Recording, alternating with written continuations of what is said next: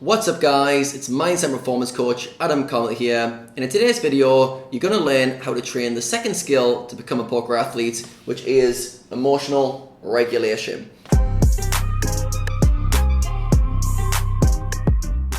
If you guys aren't familiar with the poker athlete concept and want to understand more about it, there's a video here that I did talking about how I came about this new approach to poker performance. In summary, it is training your mind and body for elite poker performance. There are 6 skills you need to train for your mind, and there are 2 skills you need to train for your body. Today, we're focused on skill number 2, which is of the mind, which is emotional regulation. Today, I'm going to share with you guys 4 key concepts you need to know in order to be able to master your emotions. I'm then going to put that into a nice diagram to illustrate how this works in practice, and how you guys can go away with a nice visual representation of this model. And if you guys stick around to the end of this video, I will share with you guys 5 steps you can take to start regulating your emotions in real time and working on this skill set straight away. Alright, so lots to cover, so let's dive in. Now, as a poker player, I'm sure you guys are aware, you go on a bit of an emotional roller coaster. Alright, and sometimes it takes you to some pretty dark places and you don't want to go there. A lot of players think that they would rather not have emotions. They would rather be almost like robotic and play without emotions. That is not the goal, alright? I haven't called it emotional control or mastery, it's emotional regulation, alright? And the goal isn't to numb your emotions, it's not to even be void of them, it's to basically be able to dial up the positive emotions when you want and dial down the negative emotions when they're getting too intense. But it's also being aware that your emotions are part of the human experience, alright? It's almost like riding a wave, alright? If you're riding a wave, the wave's coming at a certain angle, you best go with it. And it's the same with your emotions and realizing, I'm having emotional responses, how do I best go with them? But I also want to stay in control, alright? When things get out of hand, I want to be able to get off the wave, or I want to be able to regulate, alright? So today, you're going to learn how to regulate your emotions in real time in order to always be in control of them, alright? Or feel in control, alright? So the first concept I want to share with you guys is awareness, alright? In order to get a real good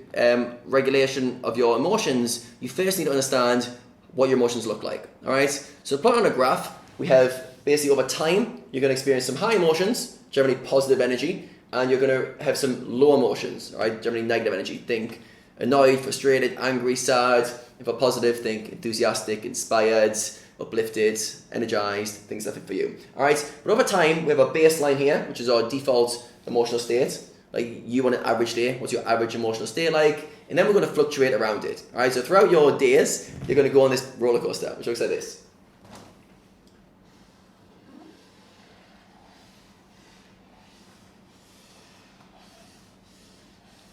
Alright, so we're going to have some highs, we're going to have some lows. If you plot this out over weeks and months, you're going to have a full spectrum, right? We're going to have highs and lows of our emotional responses. Now, like I said, the goal isn't to necessarily completely get rid of this. Over time, we want to dial up the positive, so we want to be more on the positive side. We want to dial down the negative. We don't want to go quite as low, but we want to become aware, all right? So step 1 to emotional regulation is mapping out your profile, all right? So for the next week, watch yourselves and understand what emotions you experience, all right? So take note, what are the high emotions you have? What are the low emotions? We have similar emotional profiles, but they're all different at the same time, alright? So if I followed you for a week and was inside your mind and feeling in your body, I would have a different emotional reactions and responses to a different person. Some of you guys will have a lot of the heightened ones on the high end of the positive and also the high end of the negative. Some of you guys will be less extreme, alright? So first of all, become aware what emotions you experience most frequently, alright? First step. Second concept I want to share with you guys is triggers. Alright, and triggers, imagine like you're walking around with dynamite strapped to you, a lot of explosives, and someone's walking around with a match, and they touch the match onto your dynamite and blow you up, alright? The fact that you're walking around with explosives attached to you, that's the reason this match triggered you, alright? So you get triggered by an external event and you blow up, alright? So you've got to you've got to look out for what events cause big reactions, what events cause negative responses, alright? So we want to know what triggers, what events cause this? What events cause this? What events cause this? And this. Alright, you can also understand what triggers your positive states as well. So we're going to heighten our emotional high ends. So we can get familiar with what it feels like What events trigger the high end? But for the most part, you want to, when you're trying to regulate emotions, we're trying to dial up the good, but the first thing you want to do is dial down the bad. All right, you want to dial down these bad responses. You want to get really familiar with what it's like to be in this low emotional state, all right, how it affects you. All right. So next, step 2, triggers. What events trigger you? All right. So what things cause negative responses? It could be losing in the poker tables. It could be making mistakes. It could be things not going your way. It could be that you've had bad night's sleep. There's lots of circumstances that can cause responses, all right? So once you've started to plot out what your week looks like overall, you then start to go, what things really annoy me? And what you find is some things annoy you, but they don't annoy other people, all right? Some things might really infuriate you, but not infuriate other people, all right? So imagine this wasn't your emotions. Imagine this was your poker results, all right? It went up and it went down, all right? Now imagine your emotions followed completely with your results. That's quite justifiable, right? So if you're winning, you feel good. If you're losing, you feel bad. That's pretty standard, right? Now, what's happened there is you've linked how you feel internally with the external. And a lot of people do this subconsciously. So as a result, when things are going good, awesome, I feel great. When things are going bad, I feel bad. However, is it possible that things could be going bad externally, but you feel fine inside? Have you experienced before things not going well, things going against you, but you've been fine with it emotionally? You have, right? And if not, you've witnessed other people be very calm in situations where you would have been flipping out, all right? So we can train ourselves to detach our emotional responses from our events, all right? And we can wait a second. Our emotional responses doesn't need to be tied to our external. If a poker player is the main thing you need to untether yourself from is your results, all right? You don't want your results and emotions following each other, all right? You want to create space, all right? So go through a process understanding what your triggers are. Alright, third concept you need to know is what are your responses. Alright, now your responses take on a few levels. Alright, first of all, when a trigger event hits, how does that feel in your body? Scan your body, how do you feel? Alright, some people are going to feel hot, tense, raged. Some people are going to feel a bit agitated. Alright, but understand how it feels in your body. With that, what thoughts go with those feelings? Do you have thoughts of, this guy's an idiot? Do you judge yourself? Are you very aggressive with your thinking towards other people or yourself? How does your thoughts respond? And then finally, what actions do you take when you're in a triggered state? All right? Because if you feel triggered, by that I mean you're in a negative emotional state, but you respond very coolly, very calmly, awesome. You're able to regulate your emotions in real time. So it's not about not feeling the emotion. It's not about not being triggered. It's about how it feels in your body, the thoughts you have, but most importantly, what do you do in that triggered state? What is your response from those triggers? All right. What you find is a lot of times your responses aren't very good. It leads to mistakes at the poker tables. It leads to arguments in your personal life. It leads to you lashing out and acting on emotion rather than logic. And very often we'll act impulsively rather than rationally in those moments. All right. So understand what your responses are in terms of your body, your thoughts, and also your actions. And then finally, the concept of reprogramming. Like I said, it doesn't have to be this way. You do not need your external events and your internal states correlate with each other, all right? And we can reprogram our responses to situations, all right? We can see how we're reacting through awareness. We can see what things trigger us. We can watch our responses and we can reprogram a new response. We can consciously override our old programming, all right? If you guys watched the last video on self-awareness, skill number 1, you guys will see that there's a whole programming that we've experienced in terms of our past experiences and our beliefs, and that leads to the things that trigger you and the responses you take. The good news is you're not trapped in that system and you can actually consciously override these programs. Now, this program at the very bottom end is way harder to override than this one. All right, so when you're first starting to work with emotional regulation, the first mistake most people make, they wait till they've tilted and had anger or rage, and they try to go, what went wrong?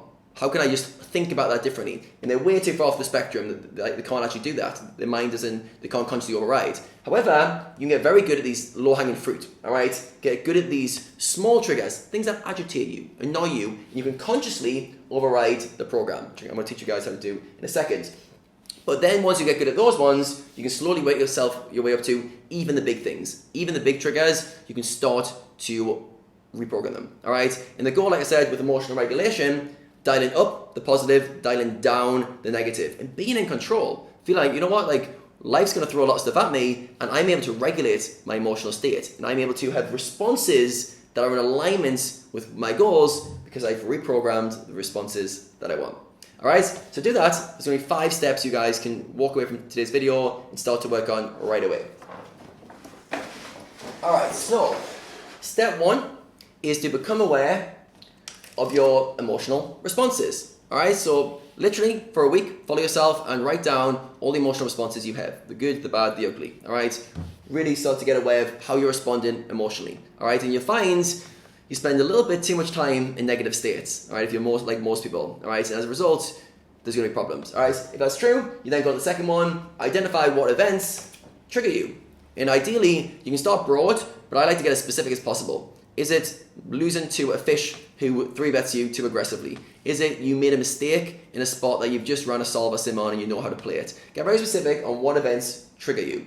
Or more broadly, if you want to go zoomed out, it could just be losing. It could just be things not going your way. Alright, but understand what events cause the negative emotional responses. Then you want to spot the faulty meaning. Alright, this one it gets powerful. The faulty meaning is the old program, the story that you tell yourself. Alright, so the reason it triggers you is because you've told yourself a faulty story. Alright, I say faulty because it's not helping you and it's not actually true. So you've told yourself this should not have happened. It shouldn't have been this way. I didn't deserve to do this, or I should have done better. Alright, it's some sort of judgment or label that you're putting on the event. If you didn't put that label on it, the event would not trigger you. Once you realize that, it's like a aha moment where you're like, every time I feel a heightened negative response, it's because I'm giving the event a faulty meaning. So spot your triggers and start to spot the faulty meaning that you're giving to events. Then you want to create an upgraded meaning, alright, a new program, alright. This is, once you've spotted that, you can go, wait a second, this isn't helping me. How could I see the situation differently? How could I train myself to put on a different lens and view the situation from a different framework which would stop me getting triggered? Alright, like I said, with this, start with the low-hanging fruit first, the ones that are just below the baseline, not the massive ones where you completely lost yourself. But start and go, how could I see this situation differently? How could I create a new program that would allow me to not get triggered by this event? And then you want to install the new program, all right? Install the new program. And this is done consciously. You consciously override the default program, all right? So when you're getting triggered, things just happen on autopilot. It's like, this event happens, I got angry, I reacted that way, all right? It's in this loop, this circle. But if you take control, you go, this situation, trigger this response, and I'm choosing how I react. What was if I labeled what I'm experiencing differently, which would change the emotional response, and then I chose a different action, all right? Change the meaning, change the action. Very often, by just changing the meaning, the emotional intensity lowers, and you're able to take a better response, all right? But if you're doing both, if you're consciously choosing your meaning, and you're consciously trying to respond in a better way, you're hitting both angles, all right? And as a result, you're able to regulate your emotions in real time. All right, so the goal of the poker player is not to be some emotionless robot. It's the ability to experience a wide host of emotions, but to stay in control. And when you do get triggered and things go sideways, which happens for everyone, to stop, pause life, and reflect. So always will be done outside the game, by the way. This is not like an in-game process of spotting this. You would identify them outside the game. And then you go, what's triggering me? And you do a bit of work on identifying the faulty meanings, create new meanings, and then consciously overriding them. And every time you consciously override the old program, the new program gets stronger and stronger. So at first, this takes a bit of work, all right? This isn't like a one-shot time. You do it once and boom, I'm a master of my emotions. It takes a bit of work. But if you're consciously creating new meanings for events and you're consciously trying to install them over and over, very quickly, they start to become the default. They become the default, and all of a sudden, you're able to regulate your emotions in real time, and then you can take on bigger and bigger triggering responses. Alright guys, hope that gives you a good framework on how to regulate your emotions, and hope you guys are getting excited for the rest of the skills. I'm going to put them all in the description so you'll be able to get access to all 8 skills below. If you guys are excited about becoming a poker athlete and you want to know how the training goes and how the coaching program goes, click on the link below and you guys can get first access to what the new program is going to be and how you can start taking steps to become an elite poker athlete. Alright guys, if you did enjoy this video and you're getting value from it, please give me the thumbs up button so I know you do enjoy it. Also drop a comment below if you got some takeaways or some value from this, and I'll look forward to seeing you guys in the next video.